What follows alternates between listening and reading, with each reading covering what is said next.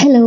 ഇന്നിപ്പോൾ ദേ ഞാനും പപ്പയും മമ്മിയും അർപ്പിതക്കുട്ടിയും കൂടെ രാവിലെ ഞങ്ങളുടെ വീടിന് അടുത്തെന്ന് വെച്ചാൽ തൊട്ടടുത്തല്ല, കുറച്ച് പോകണം, ഇളമ്പറക്കോട് ശ്രീ ഭഗവതി ക്ഷേത്രത്തിൽ പൊങ്കാല ഇടാനായിട്ട് പോവാണ്. ഇത് റോഡിൽ നിന്ന് കുറച്ച് ഉള്ളിലേക്കാണ് കേട്ടോ അമ്പലം. അതുകൊണ്ട് വഴിയെല്ലാം ഭയങ്കര കാട് ഇടിച്ചതുപോലെ കിടക്കും. പക്ഷെ നല്ല ഭംഗിയാണ് അതിലെ കൂടെ വരാനായിട്ട്. ഇത് ഞാൻ പ്രഗ്നന്റ് ആയിരുന്ന സമയത്ത് മമ്മി എന്നെ കൊണ്ട് പൊങ്കാല ഇടിയിപ്പിക്കാമെന്ന് നേർച്ച നേർന്നതാണ്. അങ്ങനെ പിന്നീട് ഇപ്പോഴാണ് കേട്ടോ കറക്റ്റ് അതിനുള്ളൊരു സമയമായത്. അങ്ങനെ എന്തായാലും ഇനി വൈകിപ്പിക്കണ്ടെന്ന് വെച്ചു ഞങ്ങൾ ഇന്ന് തന്നെ വന്ന് പൊങ്കാല ഇടാമെന്ന് വിചാരിച്ചു.